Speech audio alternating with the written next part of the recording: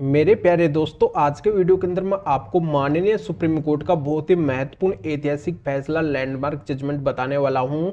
अगर आप अपने लाइफ पार्टनर से तंग आ चुके हैं, उनके साथ में आपको बिल्कुल भी नहीं रहना है, एक पल भी अगर आप उनके साथ में नहीं बिताना चाहते हैं, तो ये माननीय सुप्रीम कोर्ट का जजमेंट आपकी बहुत हेल्प करेगा। क्योंकि यहाँ पे बहुत से मामलों के अंदर देखने को मिलता है कि अगर पति पत्नी का डिस्प्यूट हो जाता है तो पत्नी पति के साथ में नहीं रहती है, वो पति को छोड़ के अपने मायके चली जाती है या फिर और कहीं पे चली जाती है। ऐसी एवज के अंदर वो पत्नी न तो पति के साथ में रहना पसंद करती है और न ही वो पति को डाइवोर्स देना पसंद करती है। तो ऐसी स्थिति के अंदर फिर पति क्या करे, कौन सा ऑप्शन अपनाए? क्योंकि पति को यहाँ पे कोई भी ऑप्शन दिखाई नहीं देता है कि यहाँ पे पति करे तो क्या करे। तो आज के वीडियो के अंदर मैं आपको बताने वाला हूँ माननीय सुप्रीम कोर्ट के इस महत्वपूर्ण फैसले, महत्वपूर्ण जजमेंट के जरिए से कि अगर पत्नी डाइवोर्स ना दे तब भी पति अकेले डाइवोर्स ले सकते हैं। क्योंकि यहाँ पे इस जजमेंट के अंदर माननीय सुप्रीम कोर्ट ने एक नया तरीका बताया है डाइवोर्स लेने का, जिससे पति का आसानी से डाइवोर्स हो जाएगा। तो ये आपको अंत तक वीडियो को देखना है, तभी पूरी जानकारी समझ में आएगी। क्योंकि आपको अच्छे से पता है आधी अधूरी वीडियो से कोई भी कभी जानकारी समझ में नहीं आती है, इसलिए पूरी जानकारी के लिए वीडियो को बिल्कुल अंत तक देखना होता है, तभी पूरी जानकारी समझ में आती है। तो इसलिए आपको वीडियो को बिल्कुल अंत तक देखना है। और ये आपका अपना चैनल है, इसको अगर आप अब तक सब्सक्राइब नहीं करे हैं तो पहले आपको इसको सब्सक्राइब भी करना है, तो बेल आइकन को भी दबाना है। तो चलिए शुरू करते हैं। तो वेलकम दोस्तों, मैं हूं आपका अपना एडुकुड जितेंद्र। दोस्तों यहाँ पे मैं बता देता हूं आपको, क्योंकि कई बार क्या होता है कि पति को एक सही गाइडेंस नहीं मिलता है, सही रास्ता उसको पता नहीं होता है। क्योंकि ऑटोमेटिक तो देखो उसको पता नहीं होगा, पर वो अगर किसी से एडवाइस भी लेता है, किसी से वो ज्ञान भी लेता है, किसी के मार्गदर्शन में भी अगर वो जाता है, तब भी उसको एक सही ज्ञान नहीं मिल पाता है, सही रास्ता उसको नहीं मिल पाता है कि उसको अपनी लाइफ के अंदर अब क्या करना है। क्योंकि यहाँ पे वो इस मोड़ के ऊपर आ खड़ा हुआ है जहाँ पे उसके लिए कई रास्ते हैं, कई ऑप्शन उसको दिखाई दे रहे हैं, पर उसको सही रास्ता दिखाई नहीं दे रहा है कि उसको आखिरकार कौन से रास्ते के ऊपर चलना है जिससे उसकी विजय हो जाए और उसको कोई भी दिक्कत अपनी लाइफ के अंदर ना आए। क्योंकि यहीं पे एक स्पेशल ट्रैक होता है और इन ट्रैक में से पति स्पेशल ट्रैक का चुनाव नहीं कर पाते हैं, वो एक गलत ट्रैक पकड़ लेते हैं, जिससे यहाँ पे उनका बहुत ज्यादा नुकसान हो जाता है।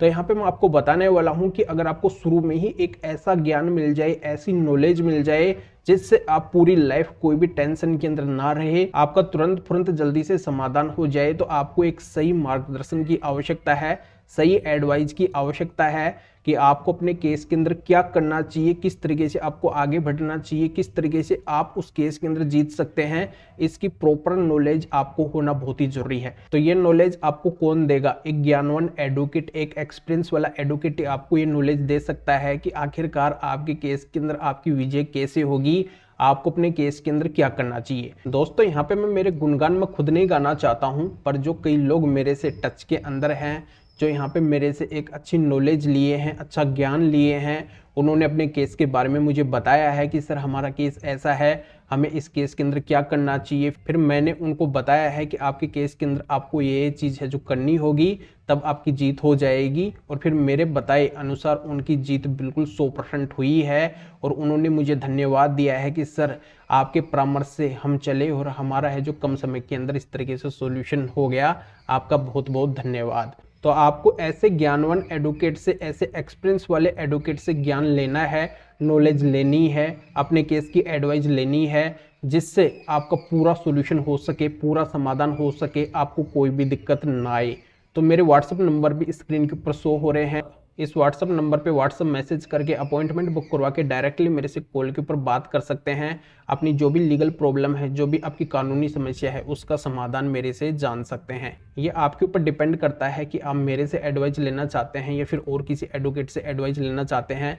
बस मेरा कहना यह है कि आपको जो भी नॉलेज मिले एक अच्छे एडवोकेट के द्वारा मिलनी चाहिए, जिससे आपको कोई भी दिक्कत ना आए। दोस्तों यहाँ पे मैं क्लियर कर दूं, डाइवोर्स एक लाइफ का टर्निंग पॉइंट होता है। इसके ऊपर आपको कैसे चलना है, इसके अंदर कैसे अप्लाई करना है, इसके अंदर आपको क्या क्या सतर्कता बरतनी है, किस तरीके से आप इसको है जो अपने पक्ष के अंदर कर सकेंगे। और दोस्तों इस वीडियो के अंदर मैं आपको एक स्पेशल टिप्स दूंगा जो आपके बहुत काम आएगी। तो ये टिप्स आपको वीडियो के अंदर कहीं पे भी मिल सकती है, इसलिए आपको कहीं से भी वीडियो को स्किप नहीं करना है, पूरा वीडियो बिल्कुल अंत तक देखना है। तो चलिए चलते हैं मेन टॉपिक के ऊपर और बताता हूं कि माननीय सुप्रीम कोर्ट का ये मामला आखिरकार क्या है। इस मामले के अंदर क्या होता है कि और मामलों की तरफ पति पत्नी के बीच में डिस्प्यूट होता है और पत्नी क्या करती है, पति से अलग रहने लगती है, पर दोनों का कॉल के ऊपर बात होता रहता है।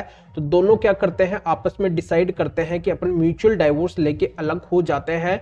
तो दोनों एक म्यूचुअल एग्रीमेंट बनाते हैं और उसके ऊपर दोनों साइन करते हैं और फिर सेक्शन 13B में फैमिली कोर्ट के अंदर म्यूचुअल डाइवोर्स का केस फाइल कर देते हैं। फिर फैमिली कोर्ट के द्वारा म्यूचुअल डाइवोर्स केस के अंदर फर्स्ट डेट मिलती है, तो दोनों कोर्ट के अंदर जॉइंट स्टेटमेंट देते हैं। फिर उनको 6 महीने के बाद की डेट मिलती है और जब 6 महीने के बाद की डेट मिलती है तो पत्नी कोर्ट के अंदर नहीं आती है, वो आना बंद कर देती है। वो ये बोलती है कि मुझे डाइवोर्स नहीं देना है। तो यहाँ पे पति परेशान हो जाते हैं, वो कोर्ट के द्वारा पत्नी के पास में बार बार नोटिस भिजवाते हैं पर पत्नी कोर्ट के अंदर उपस्थित नहीं होती है। तो इन सब को देखते हुए फैमिली कोर्ट के द्वारा म्यूचुअल डाइवोर्स के केस को डिसमिस कर दिया जाता है। फिर पति इसकी अपील हाई कोर्ट के अंदर लगाते हैं।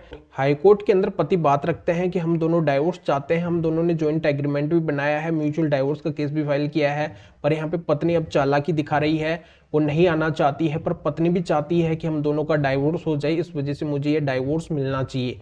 पर हाईकोर्ट के द्वारा पति की बिल्कुल भी नहीं सुनी जाती है और पति की अपील को हाईकोर्ट के द्वारा डिसमिस कर दिया जाता है। तो अंततः मामला पति के द्वारा पहुंचा दिया जाता है माननीय सुप्रीम कोर्ट के सामने।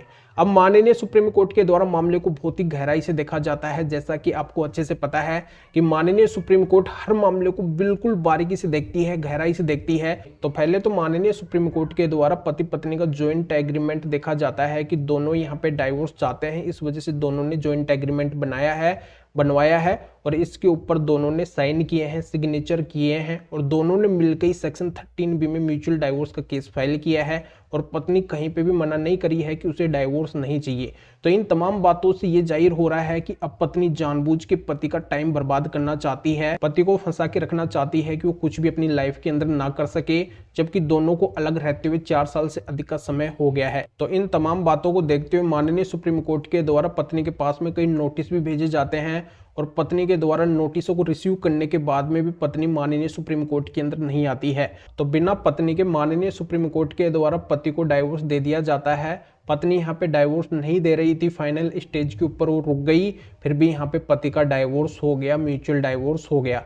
तो यहाँ पे मैं अब स्पेशल टिप्स आपको देने वाला हूँ। तो दोस्तों अब बारी आ गई है स्पेशल टिप्स की, जो आपको जानना बहुत ही जरूरी है। ये आपके बहुत ही फायदेमंद टिप्स है। देखो, अगर यहाँ पे पति पत्नी का डिस्प्यूट हो चुका है और नौबत आ चुकी है डाइवोर्स लेने की और पत्नी अगर डाइवोर्स नहीं दे रही है तो पति को हर संभव प्रयास करना है, पत्नी को कैसे भी करके मनाना है कि वो म्यूचुअल डाइवोर्स के लिए तैयार हो जाए। क्योंकि आपको अच्छे से पता है कंटेस्टेड डाइवोर्स लेना तो एक बहुत ही मुश्किल प्रक्रिया है। कंटेस्टेड डाइवोर्स बहुत ही मुश्किल है, आसानी से मिलता ही नहीं है। मिल भी जाए ना भी मिले, इसके अंदर पैसा भी अधिक लगता है तो समय भी अधिक लगता है। तो आपको क्या करना है, पत्नी को कैसे भी करके मनाना है, उसके सामने आपको झुक जाना है। क्योंकि यहाँ पे ईगो अहंकार हो जाता है दोनों के अंदर, पत्नी के अंदर भी तो पति के अंदर भी।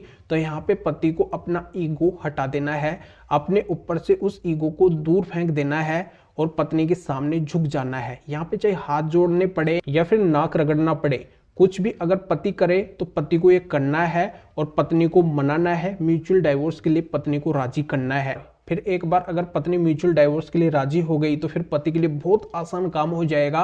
बस एक वकील करना है, उनके द्वारा कोर्ट के अंदर सेक्शन 13B में म्यूचुअल डाइवोर्स की फाइल लगानी है और पत्नी को फर्स्ट डेट के अंदर कोर्ट के अंदर प्रेजेंट करवाना है, दोनों का जॉइंट स्टेटमेंट वहां पे देना है। अगर पत्नी सेकंड डेट के ऊपर नहीं आती है तो ये माननीय सुप्रीम कोर्ट का जजमेंट आपकी हेल्प करेगा और इस जरिए से आपका म्यूचुअल डाइवोर्स हो जाएगा और फ्यूचर का सारा झंझट इस म्यूचुअल डाइवोर्स के जरिए से मिट जाएगा, सारी टेंशन पति की मिट जाएगी। क्योंकि म्यूचुअल डाइवोर्स हो जाने के बाद में पत्नी किसी भी तरीके का पति के ऊपर केस भी नहीं कर सकती है और पति को पैसे वैसे की तमाम बातें भी म्यूचुअल डाइवोर्स के अंदर ही क्लियर कर देनी है, जिससे फ्यूचर के अंदर पत्नी किसी भी तरीके का मेंटेनेंस या फिर एलिमनी का केस ना कर सके।